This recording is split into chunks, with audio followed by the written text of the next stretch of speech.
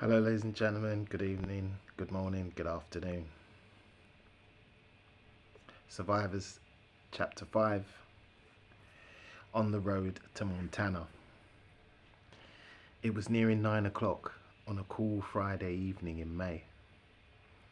The scene was a remote high interchange in the far north of the American Midwest. At any other time in history, it would have been a night to reflect on the beauties of creation. But in the midst of the greatest destruction of the world had ever known, this was no place for such grand thoughts. Irene Straight looked across the campfire at the older man.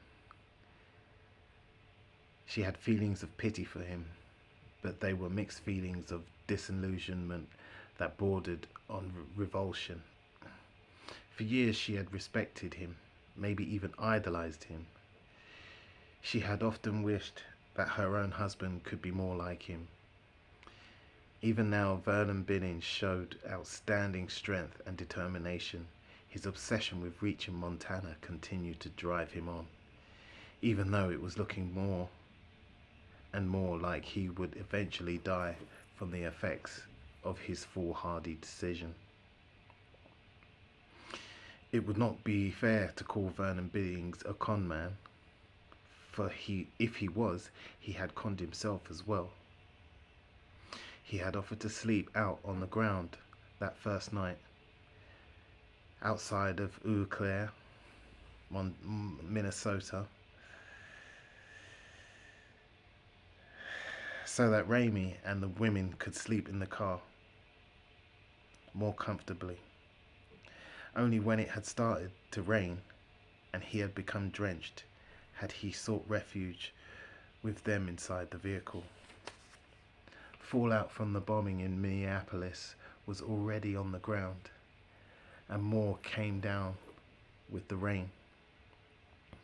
Vernon slept out again on Thursday night, just inside the North Dakota state border, on Highway 94. All of this exposure had made his prognosis worse than that of most of the other pilgrims camped outside the Cloverleaf on the intersection highway between Highway 94 going west and Highway 95 going north to Regina, Canada. But Irene was thinking about what had motivated Vernon to camp out on his first nights. Whether it was heroism or stupidity, what was he thinking? About what was his behavior? What was he thinking about? What was his behavior that same?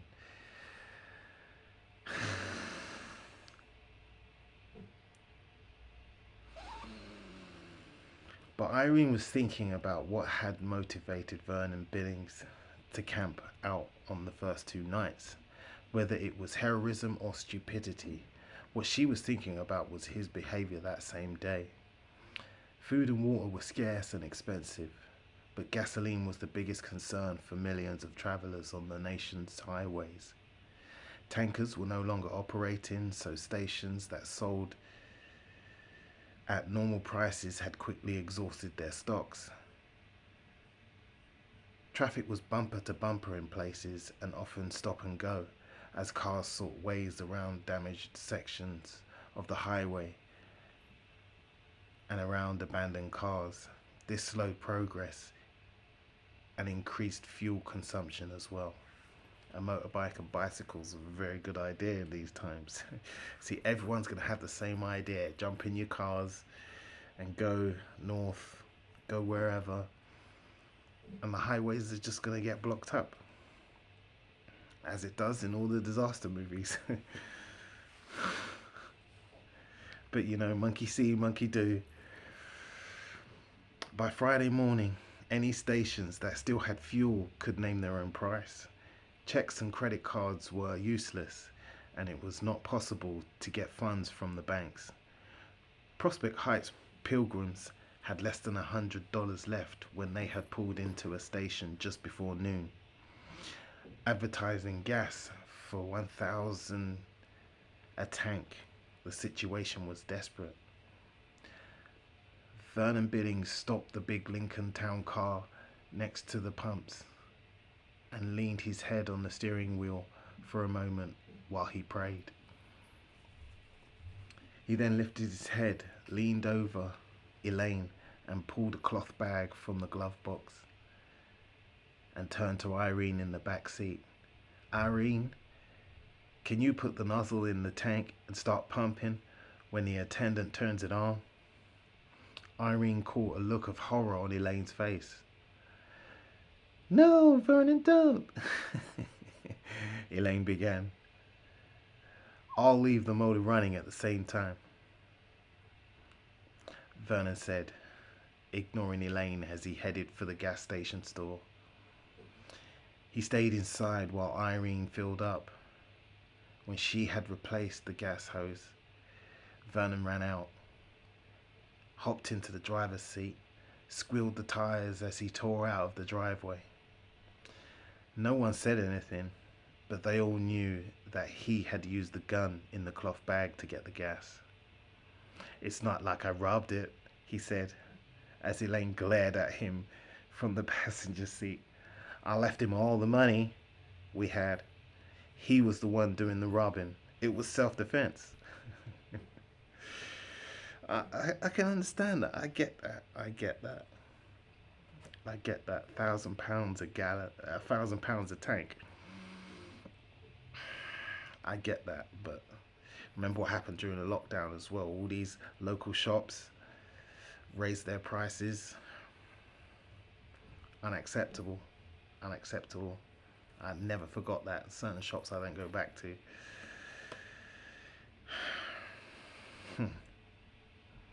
That's understandable, but pulling a gun on people, he could have got blasted in his chest if the man had a shotgun on the other side. You know what I mean?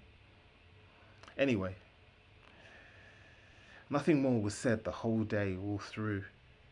Irene and Raimi exchanged looks of surprise and bewilderment at the time. Raimi would certainly want an explanation as soon as they were on their own, and Irene had none. That tank full of gas was nearing an end when they had spotted this camp of pilgrims who were also in search of the Messiah in Montana. The campfire caught Vernon's eye first. No one in the Lincoln had thought to bring matches, and it had turned suddenly cold. Four other cars were stopped by the fire, where people were exchanging stories about what they had experienced, what they expected to find in Montana. They all were showing signs of radiation sickness. Some, like Vernon, were losing hair already and developing sores where their bodies could no longer fight infection. But they all insisted that their problems would be solved when they reached Montana and saw their savior. As Irene looked at Vernon, she thought back to something Elaine had confided to her after Raimi had fallen asleep during their second night together in the car. "He's playing on my conscience," she said. "You know that voice we talked about back in Illinois? The one that said come? It was just a crow outside." I don't know if I did the right thing or not in backing Vernon up. You could describe it as sounding like come as much as you could describe it as sounding like a call. So when Vernon said he heard Jesus say come, I agreed with him. It didn't take much imagination to hear it say come. Irene could not say that Elaine was entirely wrong about the sign from God, nor could she be entirely certain that Vernon had been wrong in reacting to the gas station owner's extortionate pricing. But it was all part of a growing disillusionment that was starting to make her see a lot of things in new light. At the Cloverleaf Cloverleaf Pilgrim Camp, sick, weary, and dirty pilgrims were lifting themselves from makeshift beds by the fire to congregate around the late model pickup that had driven up close to the circle. The driver had hopped up on the back to announce that he had almost a 44-gallon drum of gasoline to sell. They were far from the Montana state border now. They weren't far from the Montana state border now, and that much gas might be enough to get someone to the destination. Traffic was lighter going west, since most people, like the pickup owner, were going north. The man with the gas had pumped more than he needed to reach Canada, and now he was going to sell the excess to make some easy money. Other cars were stopped at the same Cloverleaf, cars heading north on Highway 85. People had come from as far as South Denver to get out of the country. People from other camps at the intersection had been alerted, and they too were straggled over to join in the auction.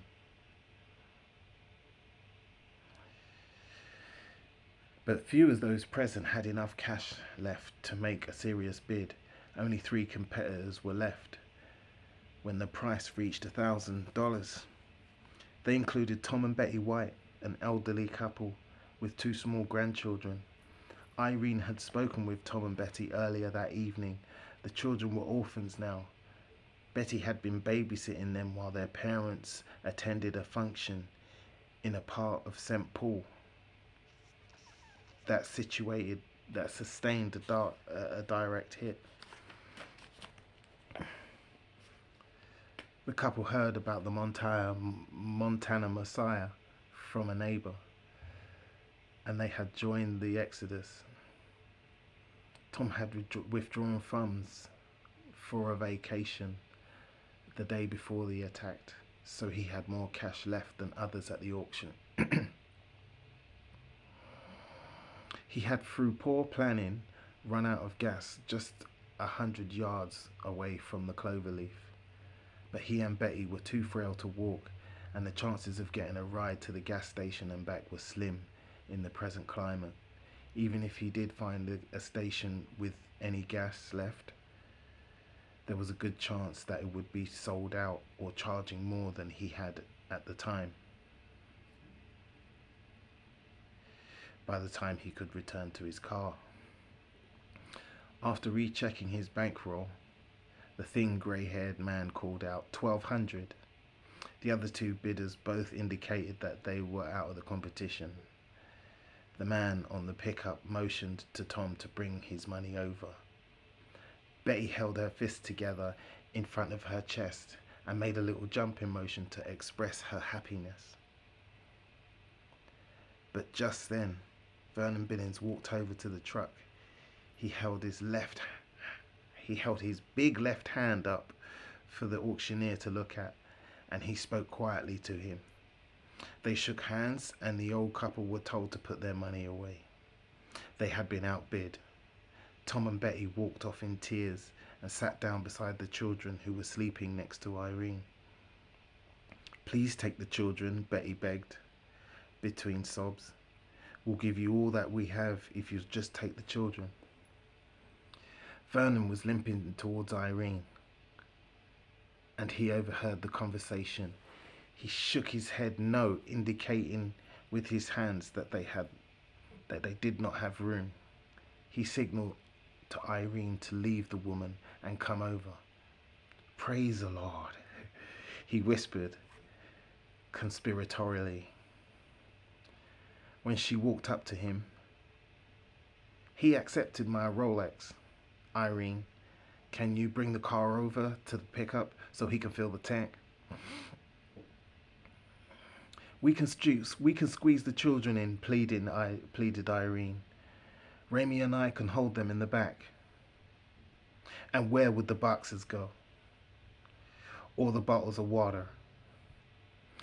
The Billingses had loaded both the truck and the back seat up with food, clothes, and water before picking up Irene in Prospect Heights. "I can't allow that." Vernon said. But it's just food and clothes, exclaimed Irene. We're talking about 2 children here. Sister, God knows what he's doing.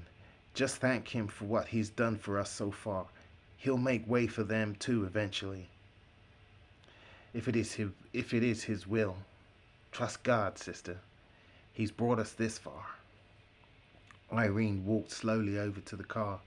Trust God? She asked herself. They had trusted God that they would be taken up in the rapture before all this happened, that they would be immune to radiation, that Jesus told them to go to Montana. And now she was supposed to trust that God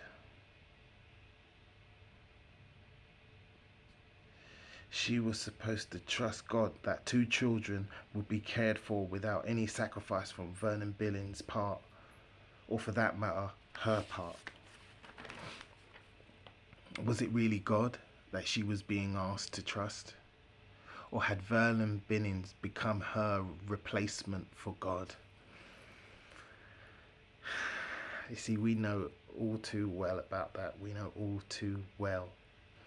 So many of our parents, aunties, uncles, grandparents, and even our friends who are still in the Christian church, their pastor has become their God. Pastor says don't read this, pastor says don't watch that. Anything anyone says, oh, it's false prophets. You can't do this, you can't do that. Don't listen to anyone else. Sometimes these pastors, they can just be so controlling, and that's dangerous. That's dangerous. You can't read the Bible for yourself. You know, it's just super, super controlling. And people swallow it up. People swallow it up. But you know, you have to be gentle. These are our parents. We're their children. Even if you have to do a Bible study together with your mum, with your grandparent, with your auntie. But you know, I just subtly drop things like, oh yeah, mum, I'm reading Jeremiah again, blah, blah, blah. And my mum's going to be, she's going to be like, okay. I say, you know what, I read Jeremiah, it gives me strength.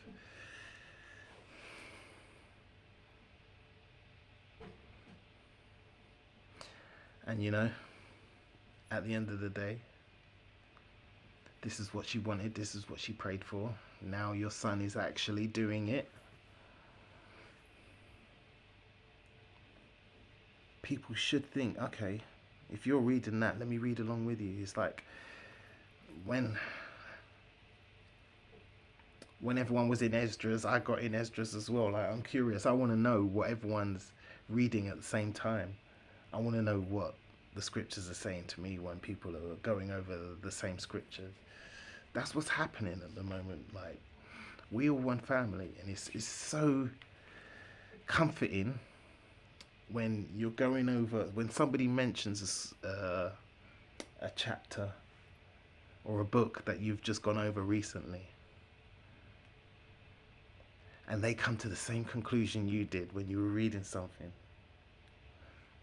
That is so comforting. It's just like, yes, we're all one family, we're all one mind, we're all moving together. I'm telling you, that sends chills down the enemy's spines.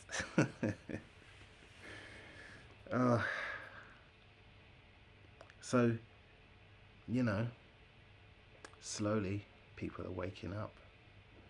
People are waking up thanks to this new generation of believers. And we're all sharing. We got proper teachers now. We're all sharing, we're all gleaning off each other. We're all giving us each other strength and encouragement. It's shocking to see all these young, beautiful people awake, Jew and Gentile. It's beautiful to see. Where was I? Sorry. Yes. Was it really God that she was being asked to trust? Or had Vernon Billings become her replacement for God? She had left her daughter, participated in an armed hold-up, and now beaten an elderly couple and two young children out of their chance for survival, just because Vernon Billings said that it was God's will. Irene started the car and drove it up close to the pickup. As the man with the 44-gallon drum started to siphon the gas into Vernon's car, she was overwhelmed with a desperate need for Rayford to be there and to help her with a hard decision. All her life she had known God through other people, but now she needed to make one of the most important decisions of her life. And she was being forced to do it without backup from anyone. She tried to pray, but she lacked the certainty that Vernon Billings' confidence had always given her in the past. Irene waited patiently in the driver's seat while the auctioneer above tipped his drum at an angle and played with the hose to drain the last of it into the tank. By the time he had finished, she had made up her mind. She signaled for Pastor Billings to come over. "Vernon," she began, calling the man by his first name for the first time, "I want you to bring that couple over here to the car. I want to talk to them." There was conviction in her voice that shocked Irene as much as it had shocked Vernon Billings. "It's best not to say," her pastor began. "I didn't ask your opinion." "I said, bring them here," she said through clenched teeth. "Wake Ramey and bring him too." Vernon turned in shock and obeyed her. She was strangely thrilled by her own ability to make such a big decision, and to do it in the face of the man who had made so many of her decisions in the past. It was scary, but it was exhilarating too. When Vernon returned, his wife was with him. "Get in the car, Ramey," Irene said. Ramey climbed in the back, while the others gathered round the window on the driver's side. She spoke up enough so they could all hear, but not loud enough for any of the other pilgrims to hear. "There has been a change of plans. We're heading north," she said. "We're not going to Montana. If you want to live to Canada, you can join us." "No, don't say that, Sister Straight," argued Pastor Billings as he moved closer to the car. "We're almost there. We could take the children if you like." Just then, he saw the barrel of his own pistol poking at him through the window. "Sister Straight, what are you doing? Put that down." Bang! A shot rang out. It whizzed over Vernon Billings' head. Other campers turned and looked, but assumed that the car had backfired. "I'm serious, Vernon," Irene said. "I've got family back in Illinois, and I mean to find them. America has been destroyed for whatever reason, I don't know. But I can't change things just through wishful thinking. Now I'll ask you one more time, who wants to come to Canada with me?" Tom and Betty looked timidly at each other. Their expressions suggested that their faith in the Montana myth had been teetering already. They looked back in Irene's direction and timidly raised their hands. "Get the kids," Irene said. "It'll be crowded, but we'll do our best. What about you, Vernon? You could come with us if you like." Vernon Billings was in deep pain, both physically and spiritually. Sweat formed on his brow as another wave of nausea swept over him. He had travelled too far down the road. His religious pride would not allow him to change directions now. Right or wrong, he was going to die for his cause. He shook his head and then turned away to dry retch. Irene eyed Elaine. "And you?" "My place is with Vern," she said, as she moved closer to her fevered husband and reached out to comfort him. I understand, Irene said, allowing herself to soften just for a moment. I love you both. The pastor's wife returned Irene's expression of love. And then Tom White got clearance from Irene before walking over to Vernon and Elaine. He gave them the keys to his car and his roll of money while Betty loaded the kids into the car. My car's up there just past the overpass, Tom said, pointing to a light green Ford. It's totally empty, but maybe you can get out of here with this. He indicated the wad of money. Then Tom returned to Irene and joined Raimi and the older child in the back seat. Betty held the baby in the front seat with Irene. There were 2 boxes in the back too, making it quite crowded. Irene put the car into drive, waved silently to her former pastor and his wife, then pulled out onto the highway. Mum, it's too crowded back here, Raimi complained. Irene responded slowly and deliberately as she drove, giving each word time to sink in. I'm only going to say it once, Raimi. If you or anyone else in this car doesn't like the conditions, you just ask and I'll let you out. I'm sorry, Raimi, that I haven't taught you to be more disciplined before now. But these are dangerous times and we all need to grow up and face reality real fast. It's time to stop complaining and start thanking God that we are all still alive and that we have the means to get away from here. Do you understand me? Yes, Mum, said Raimi. Tom and Betty also whispered acceptance of the conditions. They drove on in silence, and as they drove, more than one of the car's occupants was praying in a way that he or she had never prayed before. See, can you imagine everybody's spoiled, pampered brats in a time like this?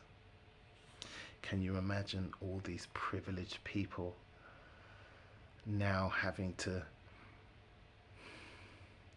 organize, they can't access their money, now having to beg, now having to cooperate, beg and plead and ask for help, the very people who they've looked down on all their lives.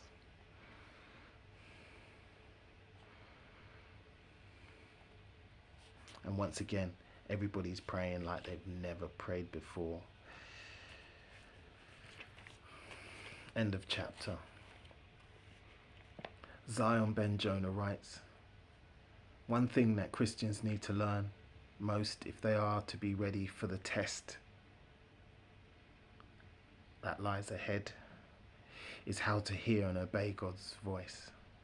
It starts with following your conscience, because so much of the world has seared their conscience, they are really able to hear God's voice at all.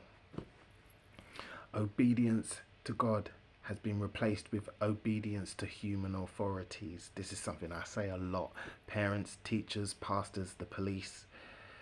Irene's problem was not that she obeyed Vernon Billings, or even that what Vernon Billings did was necessarily immoral.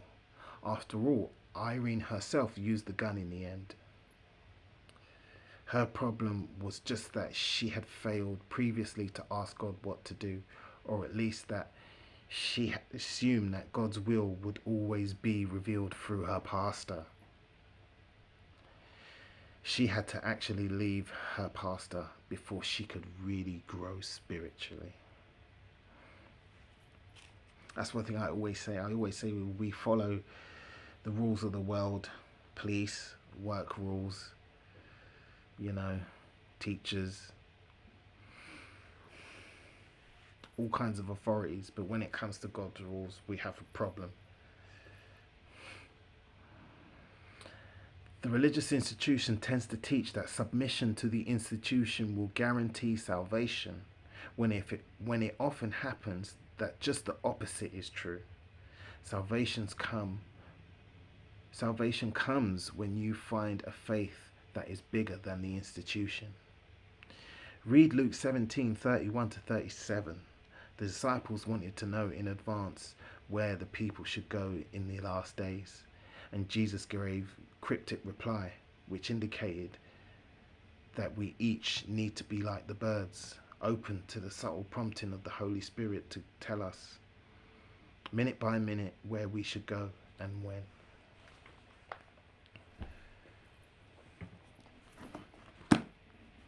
Luke 17.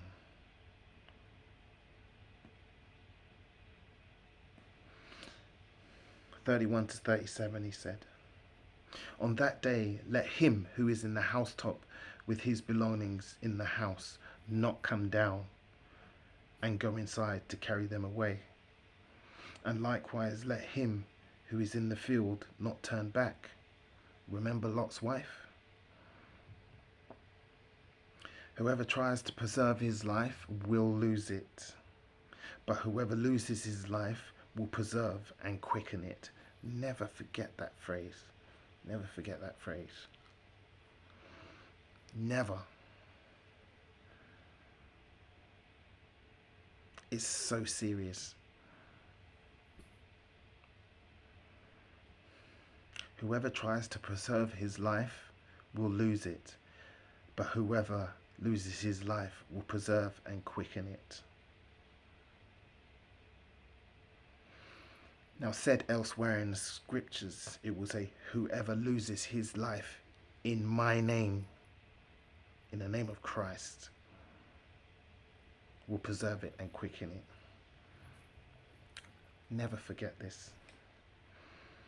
I tell you, in that night there will be two men in one bed. One will be taken and the other left. There will be two women grinding together, and one will be taken and the other will be left. Two men will be in the field. One will be taken and the other will be left. Then they asked him, "Where, Lord?" He said to them, "Wherever the body is, there will the vultures or eagles be gathered together." That's super deep. Wherever the dead body is, there will the vultures or eagles be gathered together.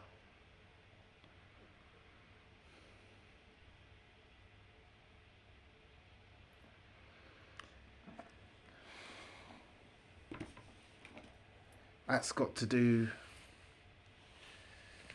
with the reaping. A harvest first, the wheat and the tares gathered first.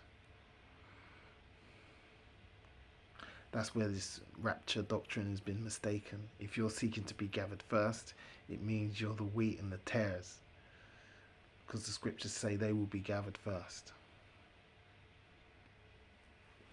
But once again, as I said at the beginning, the main thing is the characters, the behaviors, and the events unfolding and how people change. That's the main thing to focus on, because this book isn't actually scripturally accurate. It's from Eurocentric replacement theology point of view. So what I got from this book, and what I want you to see, is that more the characters, the behaviors, the change of minds, how people really do deep down inside believe in God, but you only want him when you need something. You're going to want him when it's dire straits.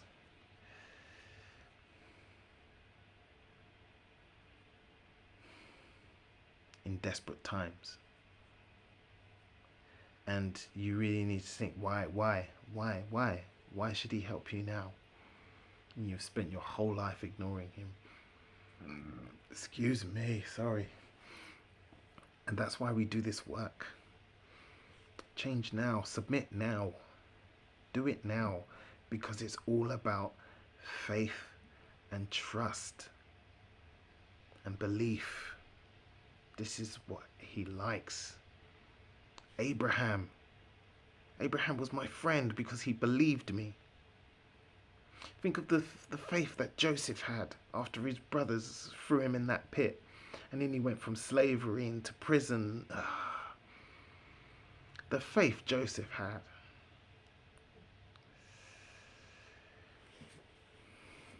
You know?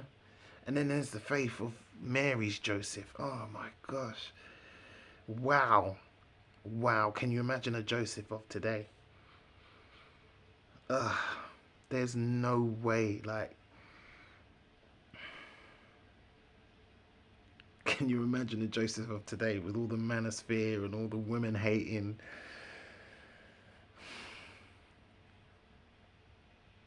He had to trust her. And he would blatantly publicly put her away. He would. The Joseph of today. He would put her away, but he thought about putting her away, but he wanted to do it privately. But then the angel visited him and told him, relax, like, this is real. This is happening, bruv. This is happening. This child is from the Most High. So before that angel visited, imagine what was going through that Joseph's head.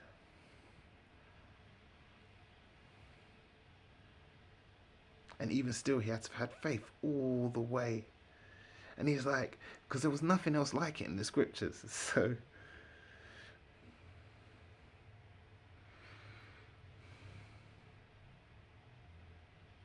people were promised children like Sarah, like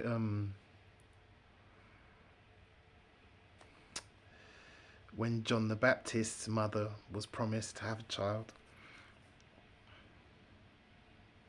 But imagine being a man left alone with that. She's going to be pregnant and I haven't touched her.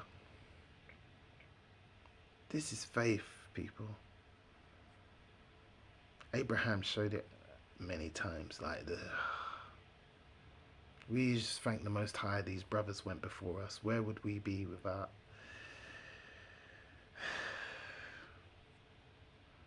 this book?